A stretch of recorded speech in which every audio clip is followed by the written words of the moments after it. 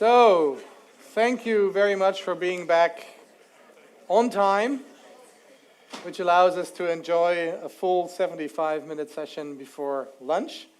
This next session that we're going to look at is actually the first session of the journey track of our conference. And this is going to consist of 4 sessions over both days that really gets us deeper into the logic of the transformation journey program that is built on all of our blueprints so far, and also a report back to every one of you what has happened in these 3 journeys and how the transformational aspect, the aim of the journey, has been actually led to deliveries, to impacts within people, for them personally, in their organization, for their industry sector. So from that perspective, this is the first session, and I'm going to say a little bit about how this track is going to be set up. We have the base camp session now, and there will be more sessions later on, which I'm going to quickly show to you. So this is really about our transformation journey programs, and you already see a couple of nice pictures of people who were involved and in discussion with us about the challenges that they had in transformation. And the point is really, and this is a comic that I like very much, it's shown very often, I don't know if any of you have seen that already. It is this strange conundrum where when you people ask who wants change, everybody raises their hands, and then when you ask who wants to change, it's already a bit less, and then when you ask who wants to lead the change, well then, not today, maybe tomorrow. So this is a bit of a problem that we need to overcome, another one of these thresholds that we need to work with. And I'm waiting until Andre has done his picture to actually move forward to the next slide. So what I want to show here is that what the challenge is quite long known. And if you go back, and I remember, or I'm reflecting my own study times between 1988 and 1992, my economic upbringing or education was actually surrounded by the Brundtland report in 1987, and the first Rio conference in 1992. And I was on my own journey to find out in how much economic theory can make a contribution to sustainable development, and it left me with a lot of questions, of course. But that has then triggered me my whole life to really develop the career that I then developed.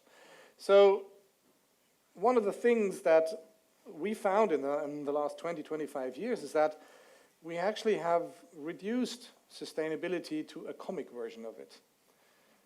We made people, planet, and prosperity into people, planet, and profit. We forgot about preconditions of sustainability like intergenerational equity. Ask any company today, what do you do to ensure intergenerational equity? And they wouldn't know. They would maybe refer to their scenarios or something, but very blurry and not very practical. And yeah, you dig into a deep hole, so to say. Whereas this, really the most famous sentence of the Brundtland report really clearly sets out the challenge, and that was 1987. Sustainable development is a development that meets the needs of the present without compromising the ability of future generations to meet their own needs. And I think the ignorance towards that is exactly what takes our kids to the streets. Because we forgot about very basic preconditions of sustainability and made this sort of comic version of it. It's sort of an irrelevant version of sustainable development.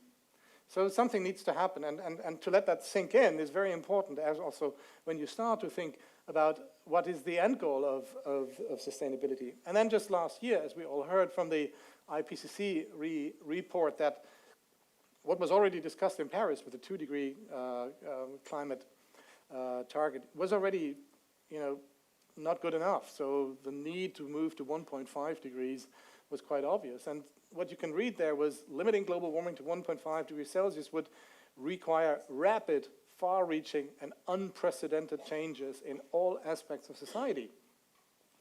And then you look at people and they say like, how on earth? Further, you read, a whole systems approach would be needed for the type of transformations that could limit warming to 1.5 degrees. This means that all relevant companies, industries, and stakeholders would need to be involved. How to organize that? And we are quite critiques of stakeholder theory per se. We think it's flawed. You will hear us talk very much about rights holdership instead of stakeholderships, because this is another one of these reductions where we've seen too many companies reduce their process to define the material issues just on stakeholder inclusiveness. So it's only those that actually go and actively declare a stake that are heard, while this is about a bigger whole, and there's an effect on all of us, maybe not directly, but also indirectly. So there is a need to move forward towards the idea of rights holdership, and we've developed a whole chain of thought around that. That doesn't come up yet, but we see more and more the power of rights holdership as a real starting point to redefine what is material, because it makes an awful lot of difference to all the sort of fluffy stakeholder inclusiveness processes that we're seeing right now that companies operate. Also out of practicality reasons and many, many others. Again, it is just another reduction from the bigger whole to a certain sphere of influence. So those are starting points for our journey, and one of the things that I'm not going to go through because there's going to be too much on that slide, but actually you're all going to be able to get all these slides afterwards. We've also come up with what we do see really is a triple E failure, and you could also call it a clusterfuck. That's what we're in right now in the moment. If you just look at those major failures, an economic system meltdown, an ecologic system collapse, and an education system failure. And if I just show you what's behind all this, the awful long list of things that go wrong, we understand that this is difficult to grasp. Or on the ecological side, we see these things, many of these buzzwords come up in literature. Or on the education system failure. How to solve all that and find a step-by-step approach that doesn't let you give up right from the start. Because these are the effects that we're seeing. This is what the situation is that we're in. So there needs to be a way out for that, and that is actually what the Transformation Journey programs try to give hope to people that go through that program. So this is too much to read, but just to exemplify how big the problem is, and how they are partially also even interrelated. That doesn't make it even easier. It does make it even more difficult. But the point here is really, and I'm very much an admirer of the books of Thomas Friedman. There was this one sentence that really stuck in my head when I read the book. Thank you for being late, An Optimist's Guide to Thriving in the Age of Accelerations. It was my book of the year 2018, where he was saying, in short, we have to face two fundamental facts about geopolitics today. Fact number one, the necessary is impossible. That's what we all hear. But fact number two is the impossible is necessary. That's the challenge. That's what we are facing. And this is, as necessary as we call ourselves, this is the challenge that we're taking up.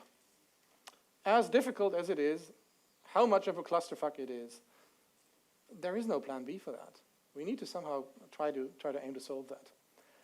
And so we have done 3 Transformation Journey programs in the course of the last 12 months since we published the Transformation Journey Blueprint last year at the 2018 conference. And we did 2 of them with a focus very much on sustainable finance.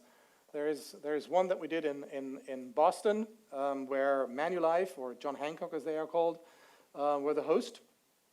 John Hancock is one of the biggest insurance and investment companies on this planet, $1.5 trillion US under management.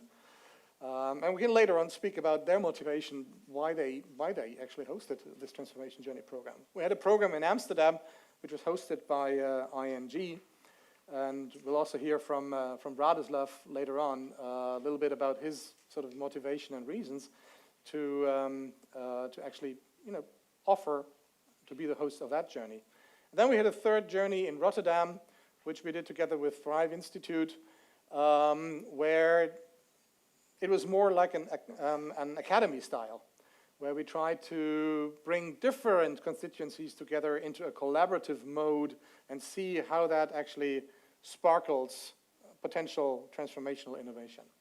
And those are the three groups that we actually take our case examples from and where we are going to start looking at them. Just very quickly, that's the transformation journey blueprint. And we have actually built those transformation journeys around the idea of a mountain climb. That explains what you see here. We are actually in the base camp.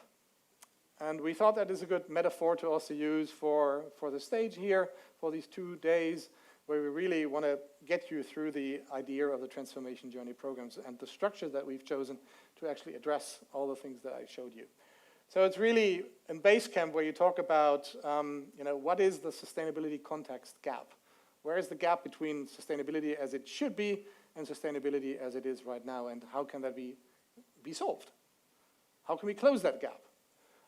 It's about the right frameworks. It's about an economic system design. It is about what we would call a new economy. So really using a bit of the U-curve or U theory of downloading a lot of the stereotypes and enable another upload of what's actually needed.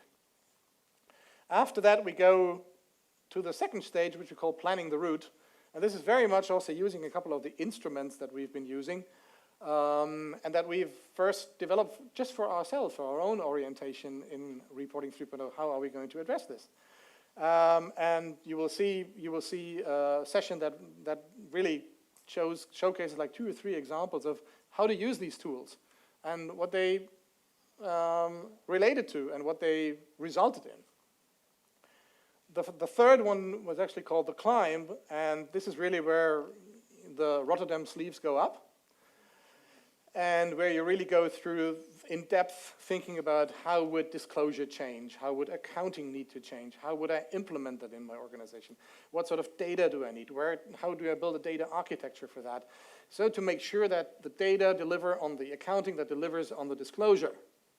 And then if you have that in place, how would that change the design of business models? How would different business models be ready for that new economic design while they still need to survive in today's economic system, which is a stretch. It's one of the biggest problems to actually solve. And then finally, when we reach the mountaintop, it is really not so much to clap on our shoulders and say, hey, we reached the mountaintop. It is way more the question about, okay, so what is now our way back into the village? And how do we become the Sherpas that take many others in the village on the same journey? Again, pace, scope, scalability. That is what we're interested in. How do we create the snowball effect that this really merges or is spread quickly enough in society? And how can those Sherpas that we have here in the room, and many of you who will talk about your cases, we call you Sherpas. Because we think you're the source of the second round. You're bringing the second ring to the village, and you will get many more excited about that and bring them to the transformation journeys. And by that, spread the good news and show that what we're doing here is actually possible. So this is the way how we set up our transformation journeys. I can already say it worked well for us, and I think also for most of the participants. So we are now going into this session and have a first report from someone who really went through this journey from the perspective of a consultant. And you might gather this idea that consultants are in a stretch. On the one hand, they need to make money, they need to please their clients, so there's always a certain level of opportunism, well understood. But on the other hand, those that came to us and went through the journey also came with the question, am I part of the problem? And maybe not part of the solution. And how can I balance this urgency? Because I'm part of this bigger whole. So how to do that? So I'm asking Adam Garfunkel from Junxion to be our first speaker here. Just checking if you're, yeah, hello. Hello. Hello, Adam. Hello. Hi, Ralph. Have fun. Thank you. Hello, everyone.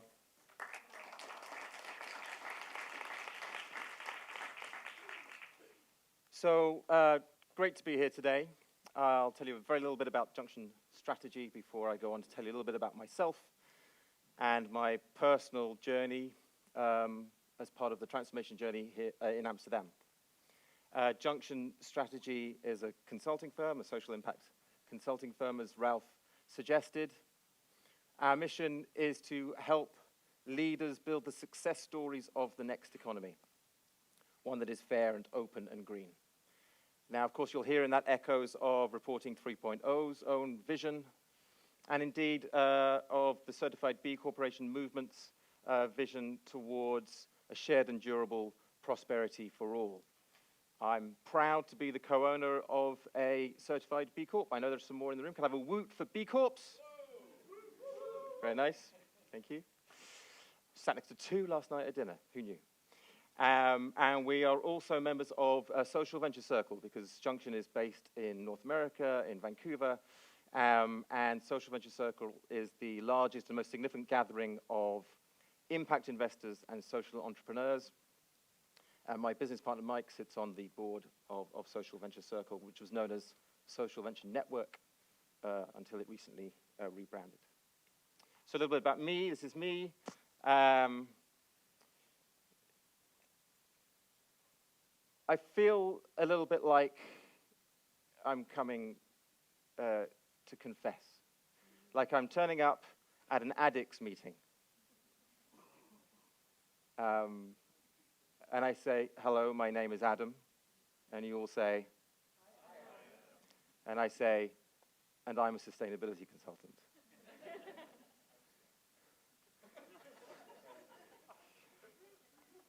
I'm not sure that the transformation journey was really a 12-step program, but it certainly helped me to reflect on my past behavior. And inevitably, I think any sustainability consultant worth their salt will have asked themselves the question that Ralph hinted at. Am I propping up the system that I say I want to change through my work? And the short answer is yes.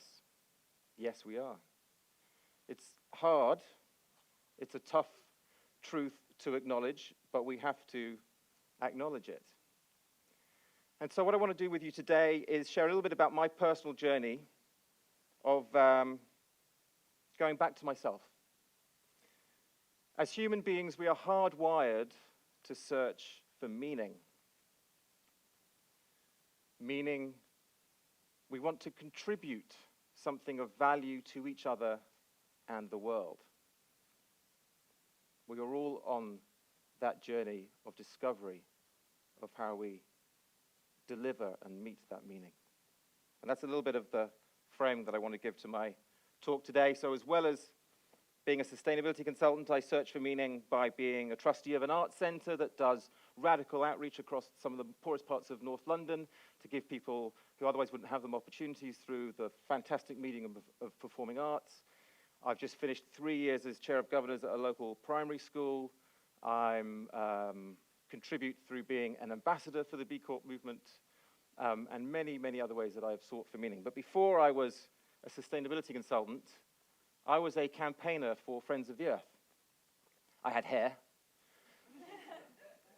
That's me. Apparently that was the 12th of December 1994, and I was doorstepping the then Environment Minister, Robert Atkins. His government, the rump Tory government in the years just before Tony Blair came to power in 97, his government refused to create registers of contaminated land. Friends of the Earth's premise was, you don't know where the secret toxic time bombs are in your own backyard. We need that register. The government's view was, registers will create blight. They will blight price of land. Our view was information does not cause blight, pollution does. And that radical commitment to corporate transparency underpinned everything that Friends of the Earth was doing at that time. It was something that I've tried to hold fast to, but sometimes I have failed.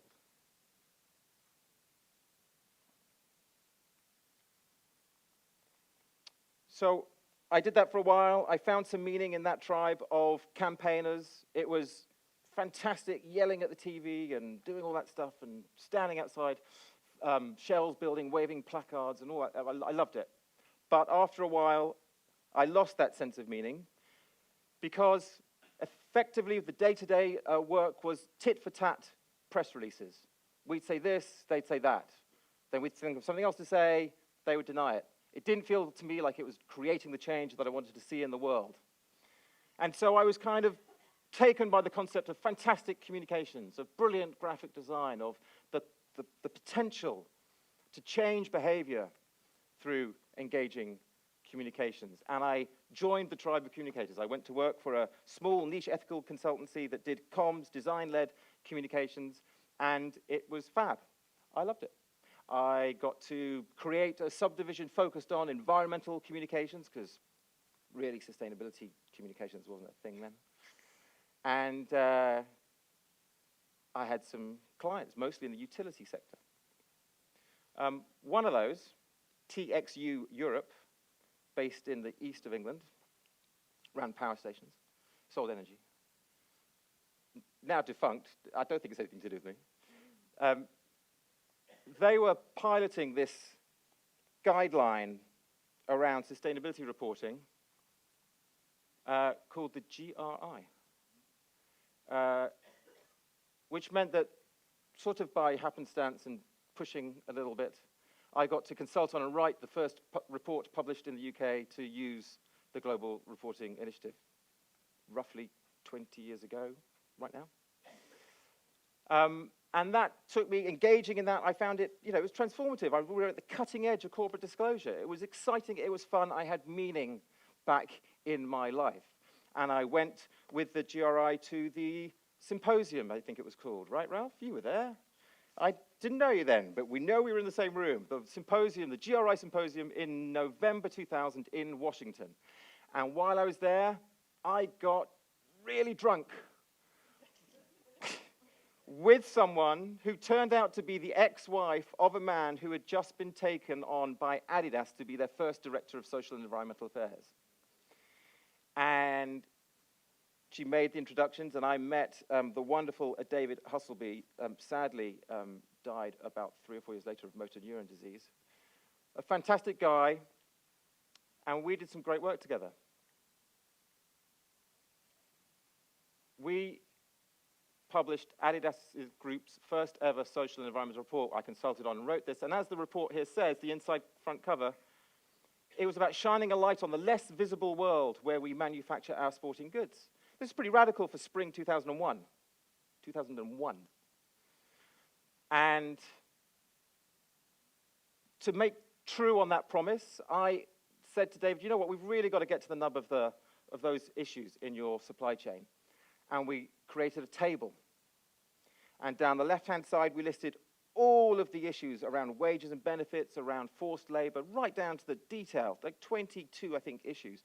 Confiscated passports, unclear peace rate.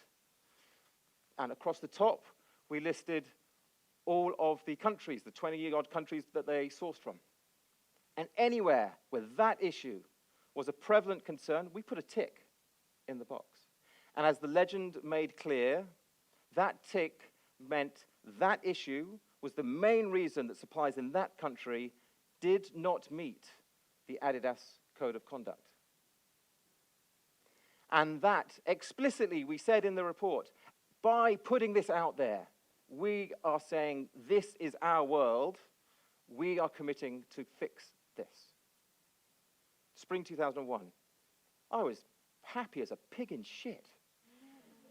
I'd been delighted to meet David. And then over 15 years, we worked together with his successor, Frank Henke, and we moved Adidas from being a company that was associated with child labor to being a company that's associated with leadership in sustainability.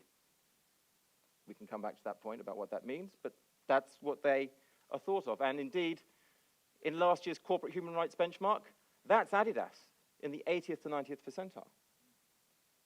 There is no other apparel company until the 60th to 70th percentile. 100 companies, 101 companies. So there was some good work there. But why did it work? The lens of reporting 3.0 helps me understand that David was fearless. He didn't feel the sense of career risk that we've identified through the transformation journey. He was, if they didn't do it properly, he was going to walk. He didn't care. He wasn't going to be used by some big corporate as cover. They had a vision: fair, safe, and healthy working conditions in their suppliers' factories. And they backcast from that vision to set the strategy to reach it. All of those elements that we've come across in the transformation journey. But my work didn't always go so well. I tried, but I failed sometimes to get that same radical disclosure. 87 sustainability reports later, I kind of got bored. I wasn't finding that meaning. And here's the kicker. Sorry. Here's the kicker. Even what Adidas did over those 15 years is not enough. We don't have time for that now. We all know the reasons why. We are literally playing around while the planet burns. This is from 2 summers ago on the Washington-Oregon border in the Pacific Northwest, a part of the world that I love. It was my wife and is from British Columbia, just north of there. And of course, we have horrible inequalities in our communities. This is the Gini coefficient on the left, which shows there was a 10-point bounce in inequality in the UK during the kind of high neoliberal Thatcher years. And in America, the United Way has found there are lots of households they call Alice. Asset limited, income constrained, but employed. 43% of American households can no longer afford the basics of shelter, food, healthcare, transportation, and childcare, and a mobile phone. Half of American households are Alice. So we need a system change, and we need it quickly. And the clue for sustainability consultants is in this quote from Alex Steffen, who I was introduced to through the transformation journey. All meaningful sustainability work is now disruptive because there is no other choice. So the transformation journey helped me understand this. It helped me understand that we need context-based reporting. Of course we do. It's been in the GRI forever, and I've demanded it of my clients, not always successfully. We need to set a vision and backcast from it. We need to think about multiple capitals. And so alongside my personal journey, the business that I co-own has been on its own journey too, to work where it matters, to follow the money.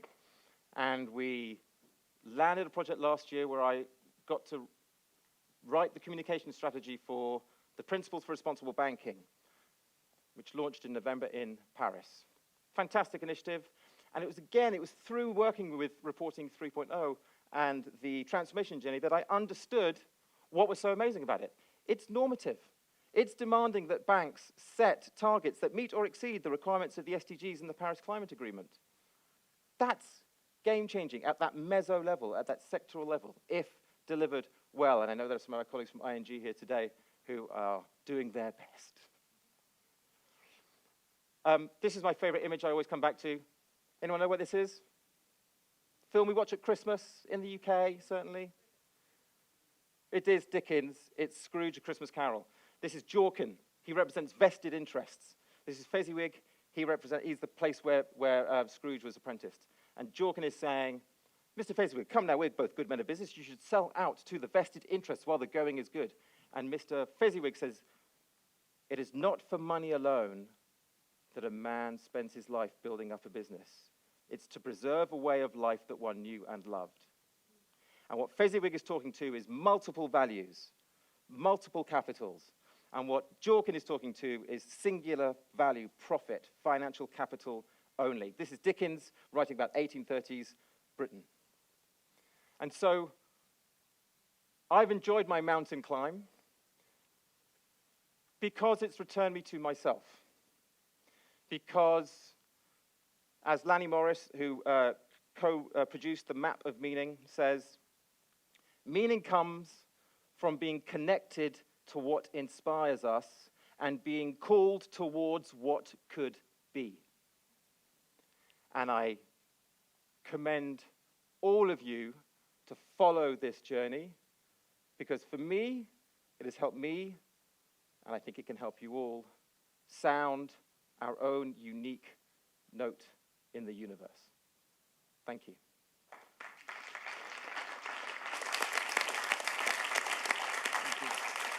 Great. Thank you, Adam. The one sentence that really struck me when we were with Adam and sort of debriefing after the Transformation Journey program was where he said, "Thank you for bringing the excitement back." And I think that is really what the aim of the program is, that that we're not shying away from these huge challenges, from that mountain that is so difficult to climb, but that there is already a collective group of Sherpas afterwards that became friends, that stay connected, that see how to collaborate, and all use their spheres of influence to be a useful player in this. And by that, adding more than just being alone on your own journey. So thanks for that. Please have a seat for later rounds of questions, because we will move on to Lois Guthrie, who is a friend of Reporting 3.0 for quite a long time. The WBCSD, where she now works, has been involved in all of our Reporting 3.0 conferences so far. They've always been there sharing what they're doing. They have been observing the progress that we have been making. And we're sort of in a positive struggle how we can collaborate even more. Because that, and Lois will explain that, this is a business-led member organization. 220 members strong, or stuck. I think the truth is maybe somewhere in the middle, and Lois has taken the burden, but also the benefit of joining us in our Rotterdam Transformation Journey program, in really also finding out and go on that journey to find those glimpses of hope that we might be able to see, and where in the future a stronger collaboration with the member companies of the WBCSD in one or the other way might become possible. So Lois, I want to ask you to come to the stage. You've been presenting last year. We very much loved it, and this will continue today as well, we're very sure. Here's the clicker, so that should be your first slide.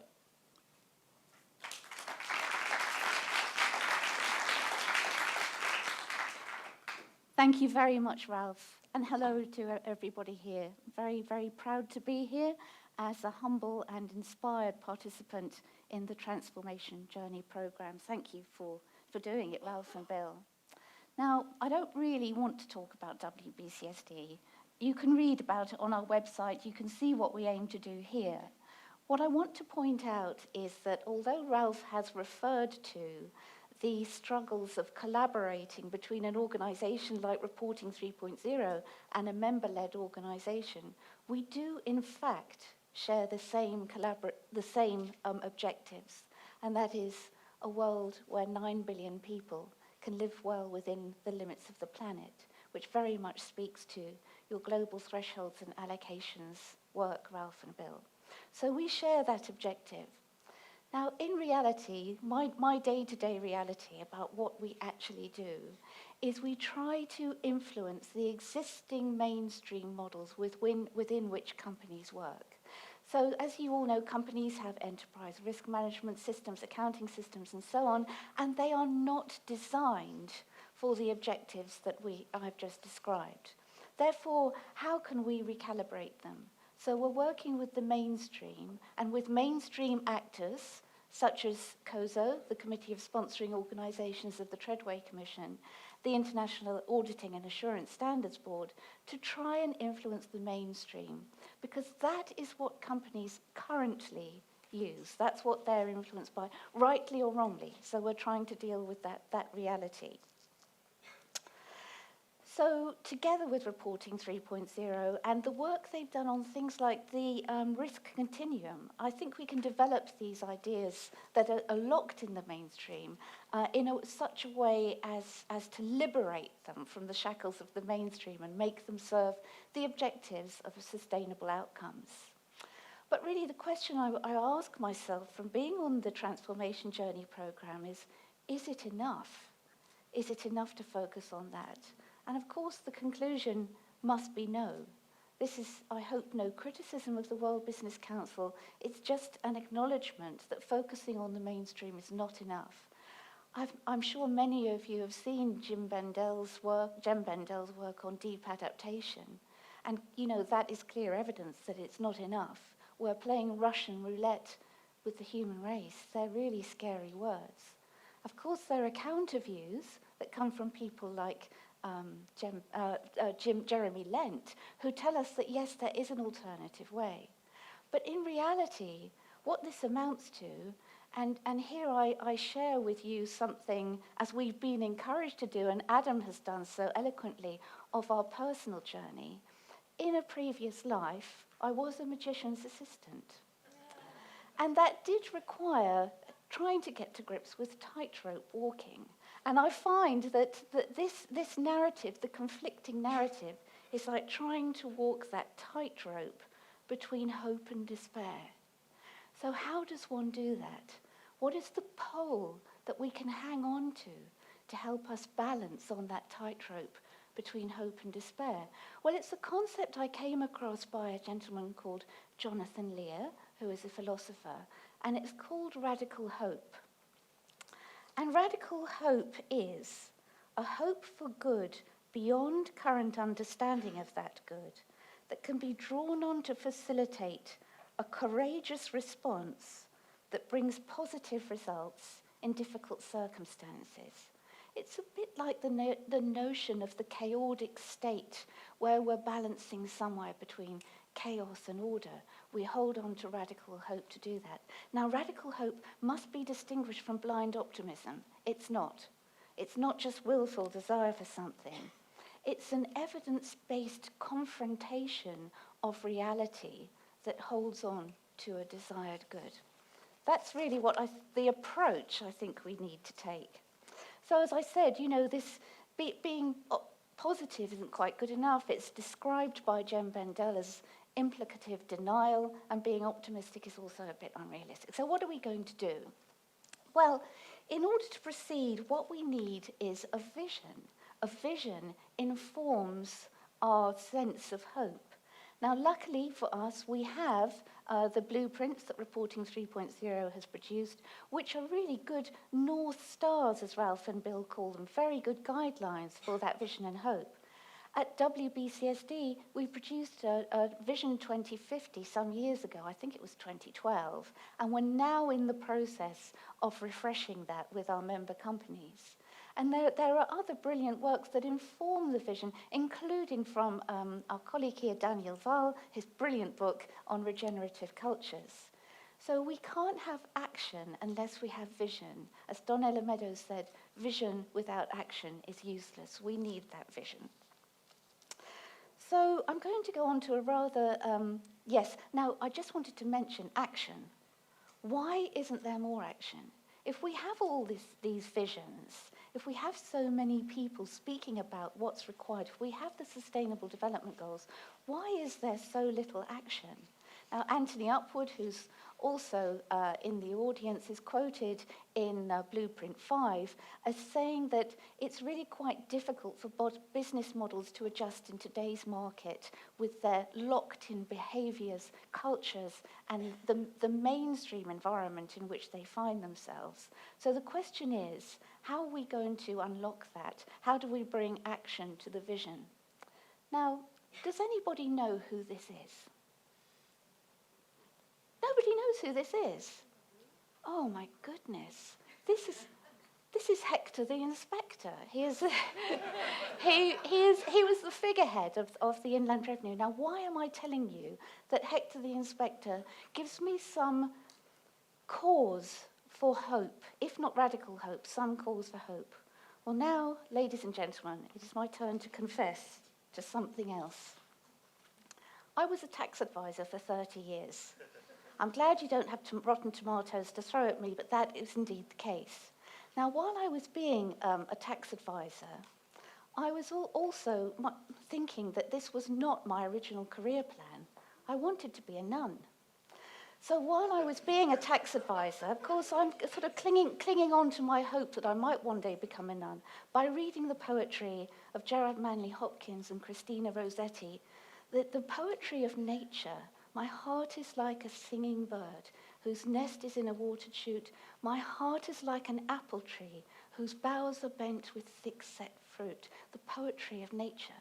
So I thought to myself, I can't just stay in this world of tax. I've got to study environment as well.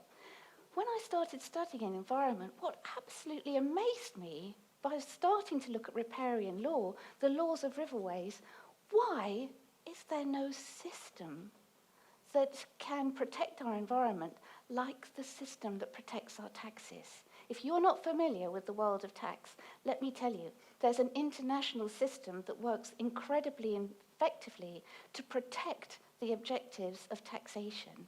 There are international agreements, there's international cooperation, there's laws, enforcement, penalties.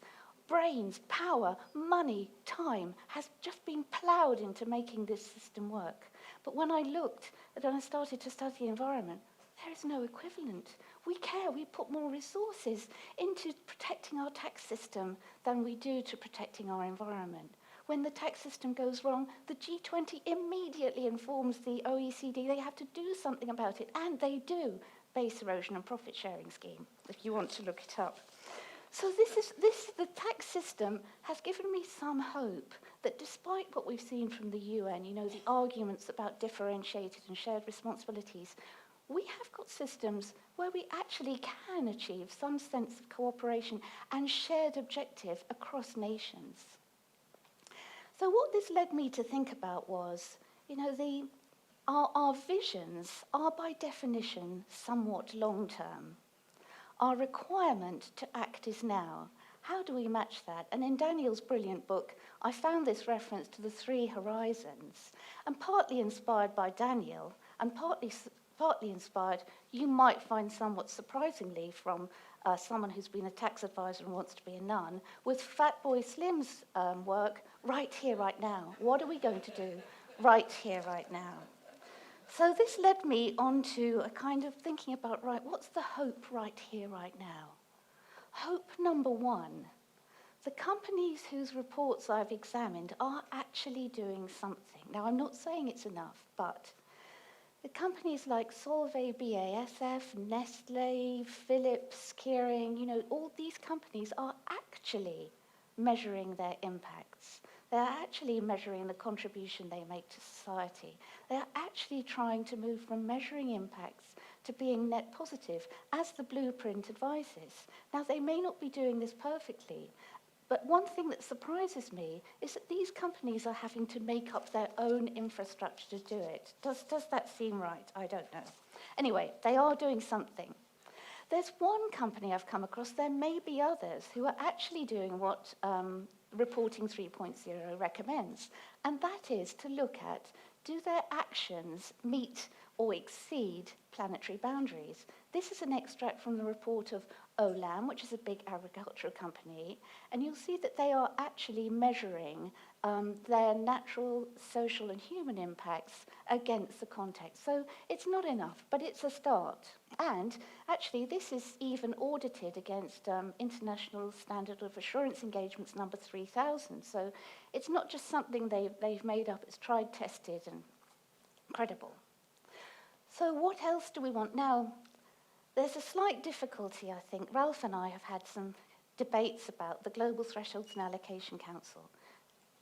Of course, we, the WBCSD, are very supportive of the objectives. But as I've said, it is a North Star that is going to be, I think we'll all agree, a bit difficult to achieve and maybe some way off. So reverting to my right here, right now theme, what can we do in the interim? I've got a list of things here which I'm not going to go through since Alex has just told me we have only a few minutes left. But I don't know if any of you are familiar, for example, with the Social Value Act in the UK, but it requires public procurers, in making their decisions about how to spend their money, to take account of the environmental, social, and economic consequences of that behaviour, and to give priority to the social and environmental outcomes, not the economic ones. And their decisions are audited by the National Audit Office. So here we have an example of something that is happening in real life that we can do now. There are other things that I don't have time to go through, but we can discuss later. What else about hope? There's a lot to say about this slide, but the one thing I want to mention is there was a statement of a supervisory statement by the Bank of England telling banks and insurers that there are certain things they now have to do to take account of climate change. And the point of telling you this is that we now have authoritative bodies telling banks and insurers they have to do this using the language of the mainstream with which these banks and insurers are already familiar. Another source of hope, don't take note and read this, by Greg Rogers, is people suggesting things that can be done right now, which is Ralph and Bill talk about future benefit accounting. And this gentleman, Greg Rogers, from Eratosthenes Consultancy, has come up with an application of real options, which is a proper legal instrument that can be used to enshrine those benefits of future action in an asset, which is an option right now. And that's very informative to investors. So the other thing that Ralph and Bill talk about in their blueprints is purpose. Companies should have purpose. The hope that I want to give you, hope number 4, is about the fact that there are many companies that are now redefining their purpose. We have 3 examples here. There are many more in the WBCSD membership. I think we just need to learn to find a way of checking whether this purpose matches the 6 desiderata that are spoken about in blueprint number 5. Just needs to be checked.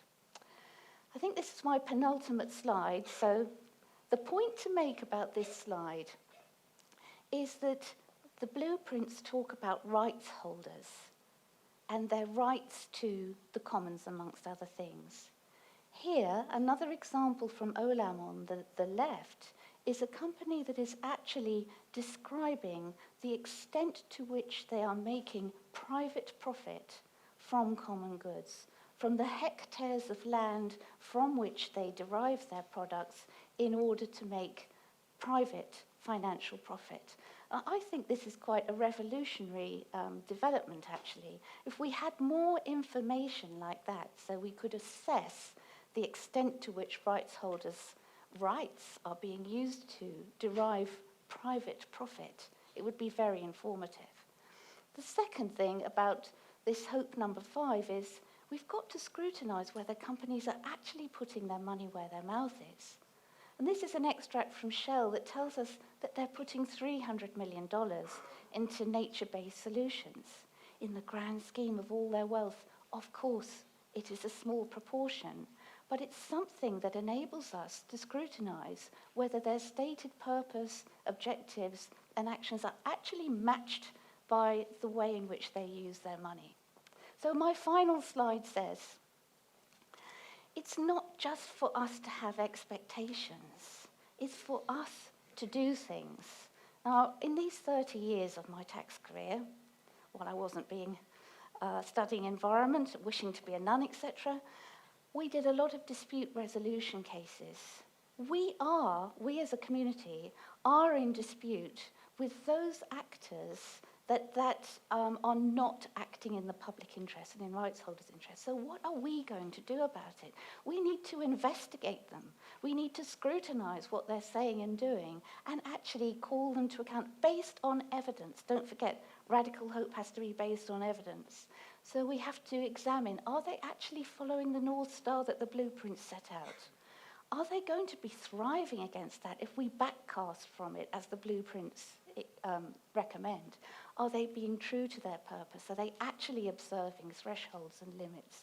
Are they taking the future seriously and accounting in multi-category capital dimensions? And are they investing for purpose and a North Star? This is hard work, my colleagues. It is this investigation, but it will be worth it if we really want to stay true to our objectives. Thank you. Thank you, Lois. Please have a seat.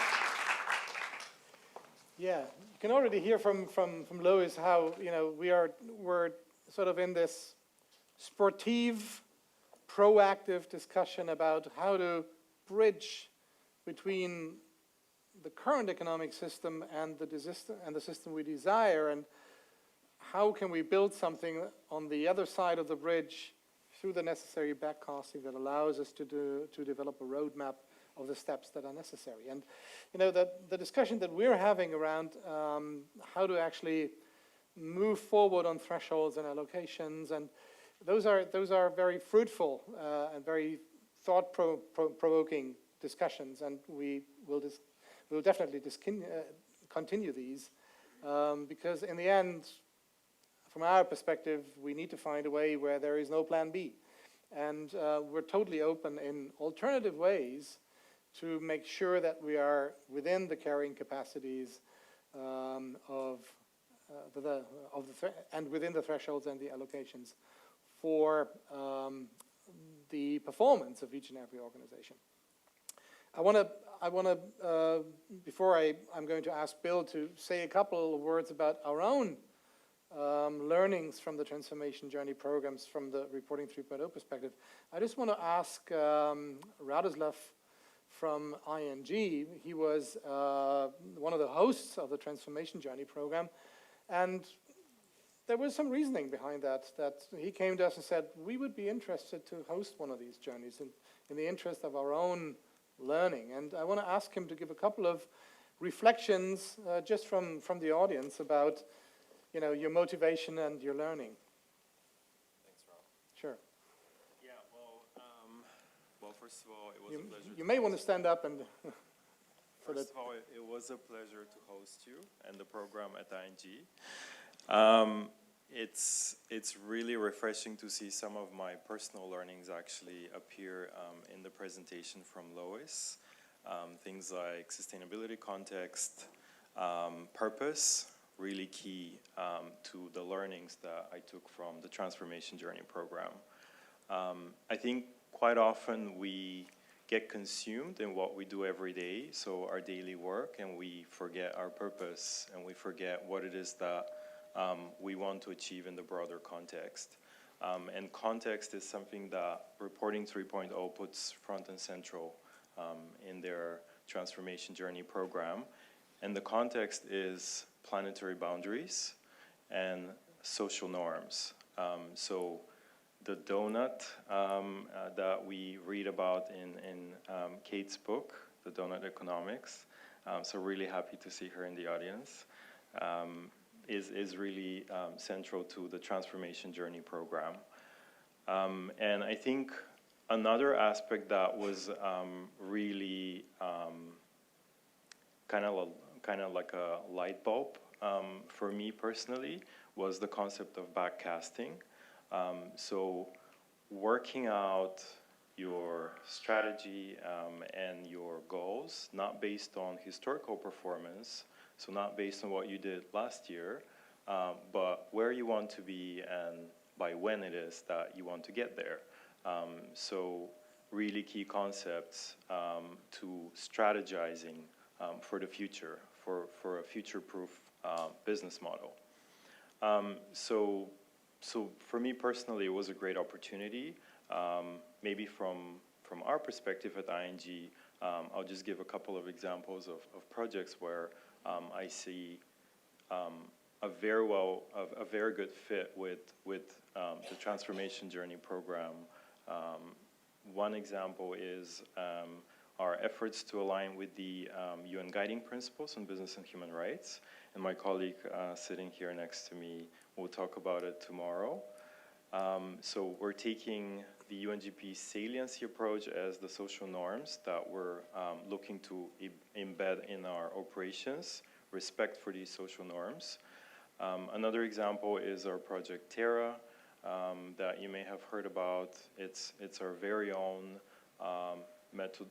very own strategy to align our entire lending portfolio with the 2-degree goal of the Paris Climate Agreement.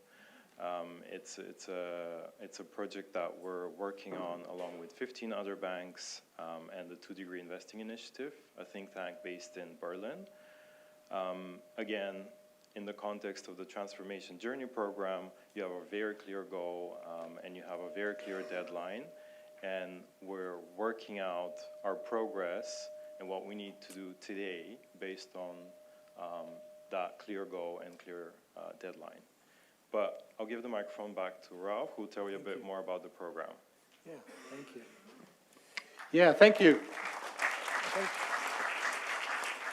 Thank you, Rado. And I have to say, learning about Terra and the Terra project in the Amsterdam Transformation Journey was a great learning experience for us as well. Just learning how difficult it is, not just technically wanting to do that, but also with, you know, governments involved and with other stakeholders who would say, well, wait a minute, you want to, you know, sort of build your lending portfolio around 2 degrees, you know, what does it mean for jobs? And all the different sort of other connotations of stakeholders that and certainly land on the desk of somebody like ING with a good ambition and starting to defend themselves for doing the good stuff that they're doing. So it was very, very,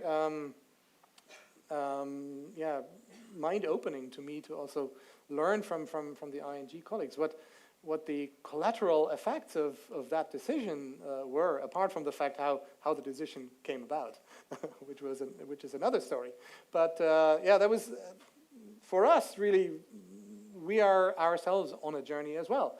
And that is also a perfect bridge to my colleague Bill, who I've asked to sort of summarize the learnings from ourselves in this Transformation Journey program. And that should come up here. Bill, over to you. Great, thank you, Ralph. And thanks to Adam, Lois, and Rado, and all of the colleagues who shared this pilot version of the Transformation Journey program with us. So we just want to go through some of the bullet points. These are actually culled from the presentations that we made and the dialogue that we had at each stage of the Transformation Journey program. We would reflect back on what we learned in the previous workshop, 2-day workshop. And so these are just called the high-level distillation. And so as Rado said, and as Lois pointed to, the value of backcasting instead of forecasting was really central. And it was one of those things that was the real shift in thinking for many of the participants.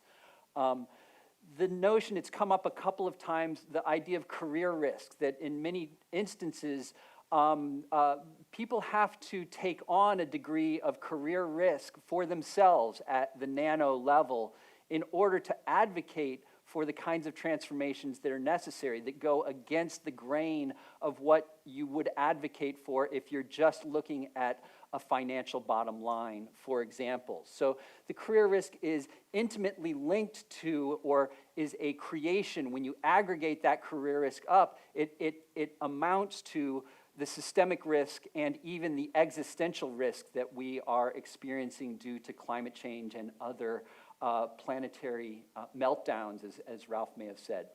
So this is very small, but it's just pointing to the risk continuum that we see, the interconnectedness that is an instance of what Joe Brewer calls multi-level selection.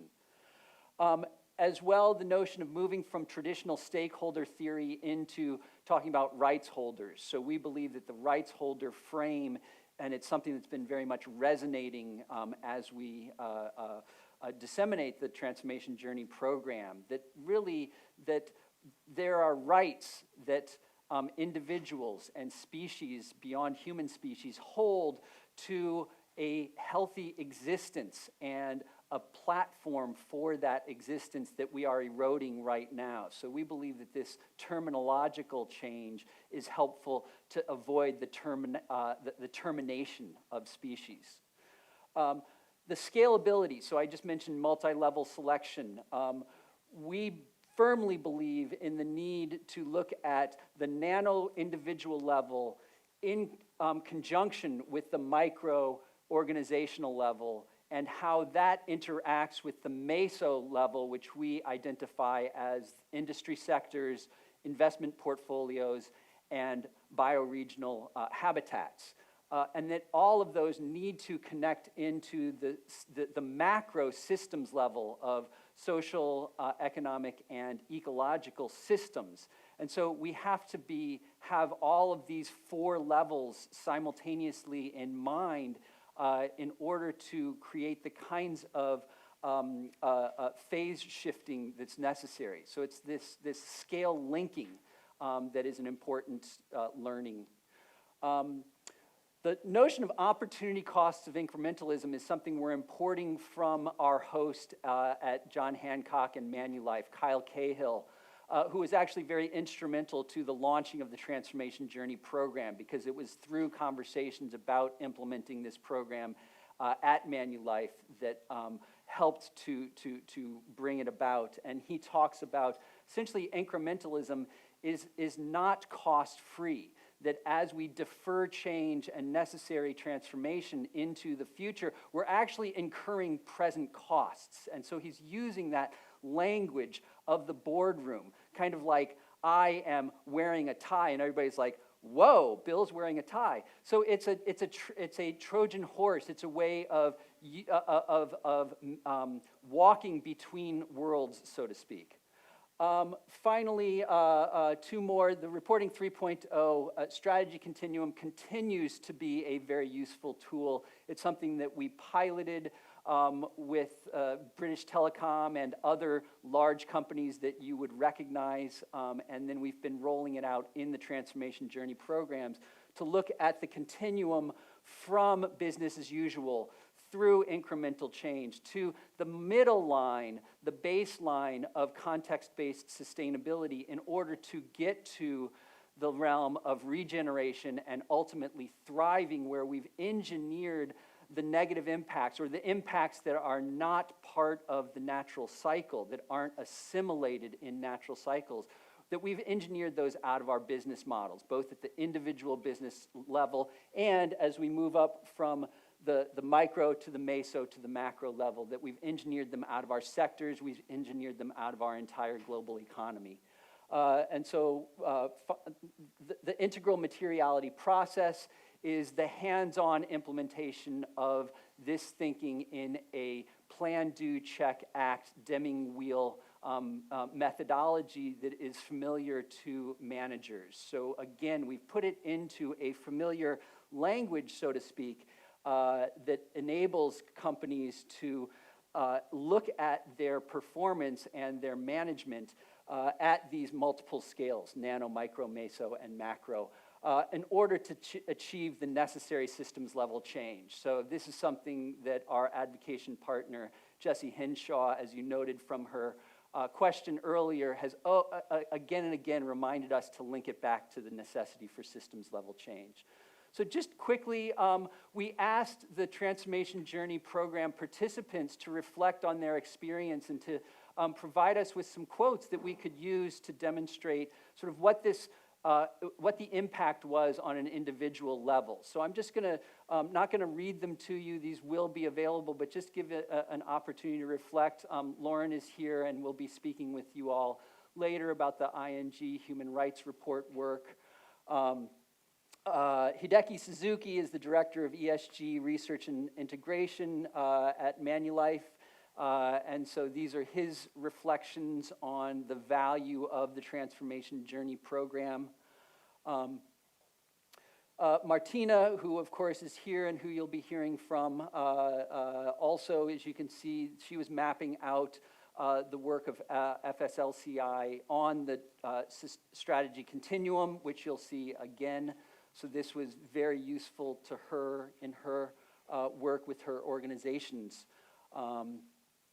Mark Didden, who was with Akzo Nobel at the time, went through the program at ING, and this really helped him to rediscover the calling, I think, that he came into the field with, and that had been, as Adam said, it really, and in fact, you two worked together on some of the practices. Hank Hedders is here and is really one of our key ambassadors.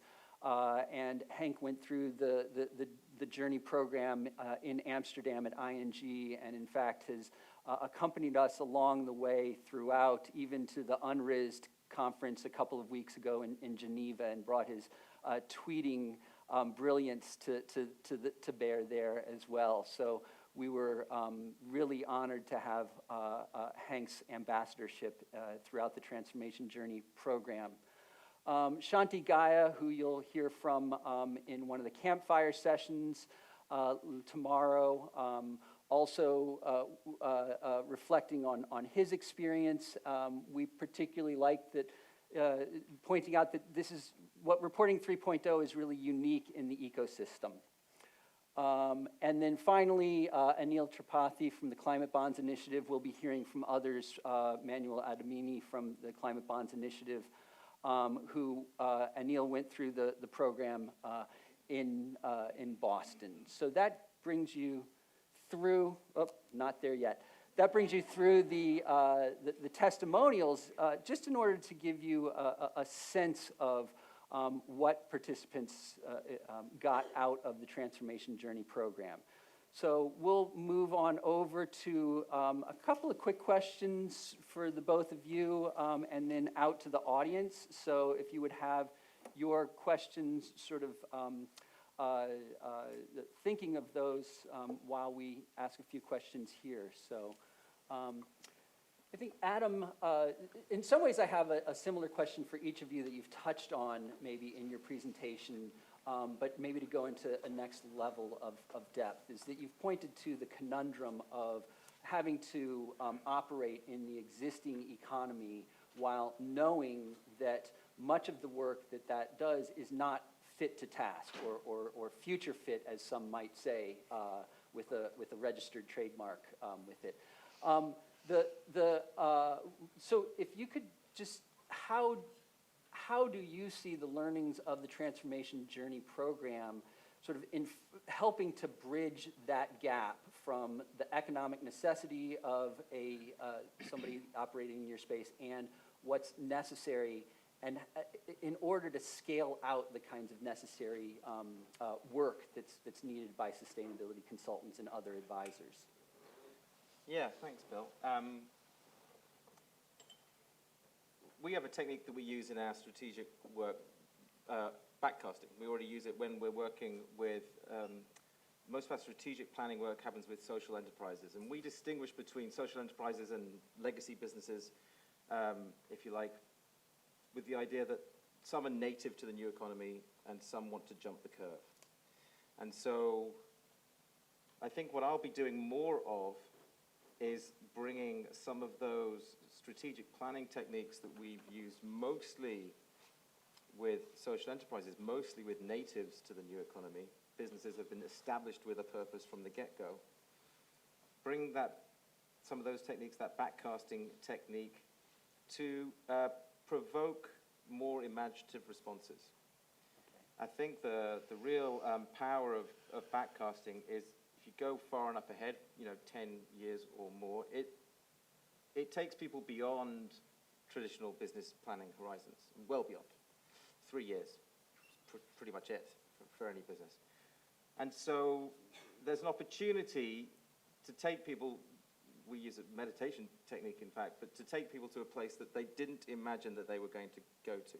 They've never been through that process before, and they've never been asked that question before in that way, maybe. So I think that's something certainly that I want to bring into, if you like, my work with legacy businesses, not exclusively as it really has been today, with businesses that are already native to that new economy. Okay, great, thanks. And Lois, a similar question. I mean, again, you've already sort of set this up of the tightrope between the here and now that is the focus of WBCSD, and particularly, working to get the mainstream to move, and knowing the sort of necessary change that's out there. So, I guess just asking for how can we take the tension between those? Obviously, we need to move out of the here and now.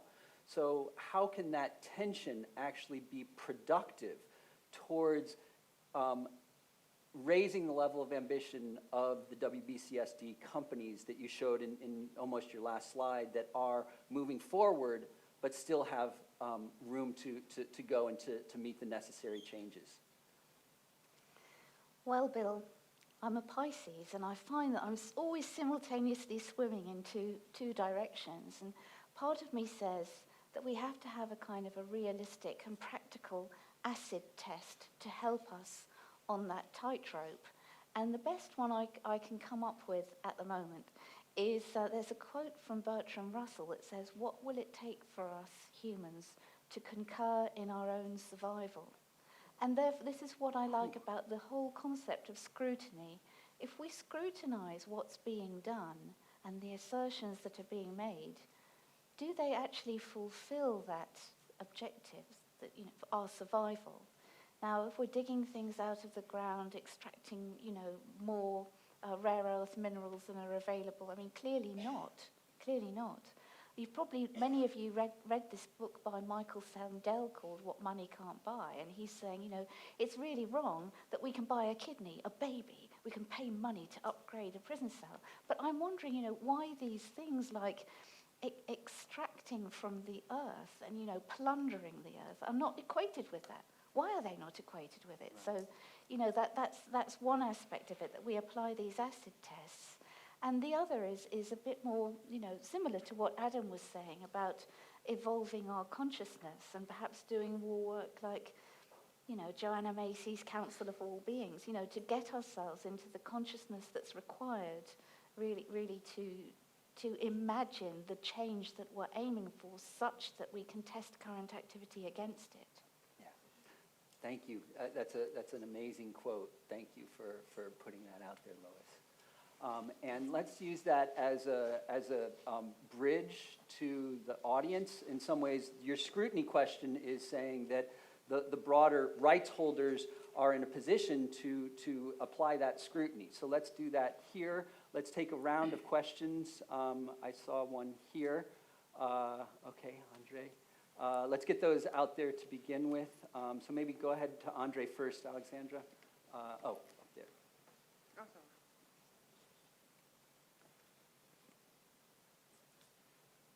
And please remember to say your name to begin with.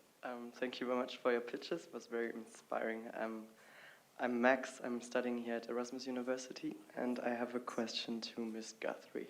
So I was wondering, we talked a lot about working with the mainstream. So, I mean, right now we're in a system, we talk a lot about moving towards rights holders, but if we face it, right now many companies still focus on shareholders instead of even focusing on stakeholders yet.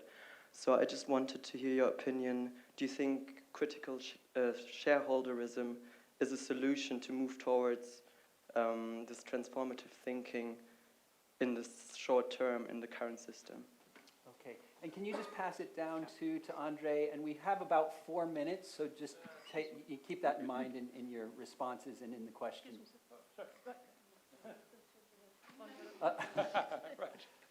My name is Andre van Heemstra. I'd like to ask both Adam and Lois whether they are ever confronted with very explicit anthropogenic climate change deniers, and if so, how they deal with that. Okay, great. Shall we go in let's go in perhaps the reverse order to Lois first and then Adam.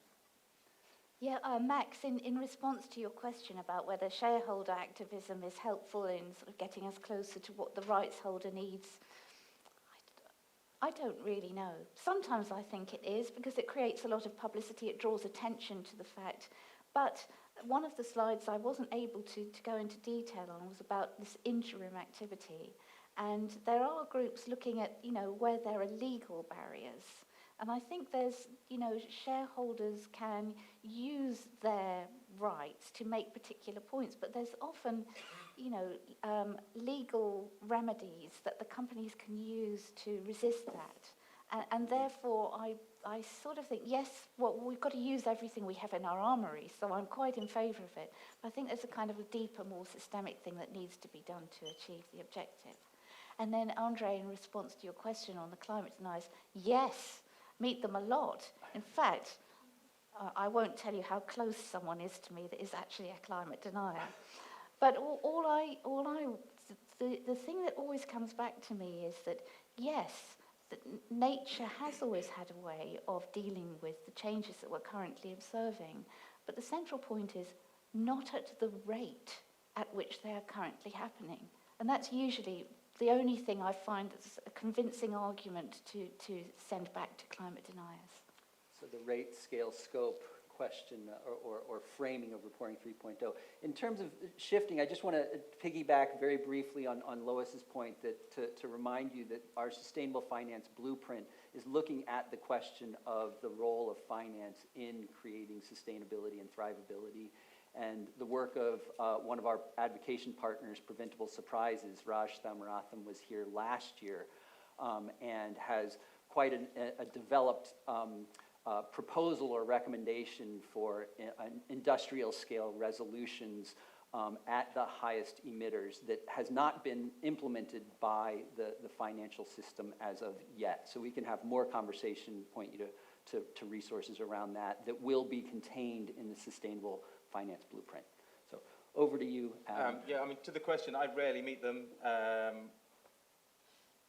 Were I to be in a client engagement and sort of discover that, I would sack the client. Mm-hmm. I've done it twice. Some of the most joyous moments in my consulting career.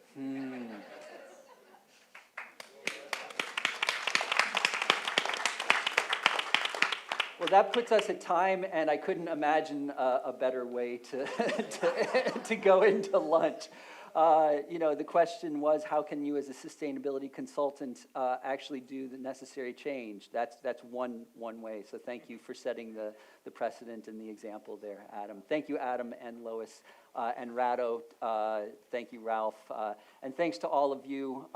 Again, let's continue to take these questions and have them inform the conversation outside of this room and as the ongoing questions as we see. So over to you with some logistics. Thank you. And just be reminded, one of the pictures that I showed in the beginning was the one of Greta Thunberg, who was asked the same question, how do you deal with climate deniers? And she says, I don't. So, well, one way to actually... You can also walk away. Yeah. And...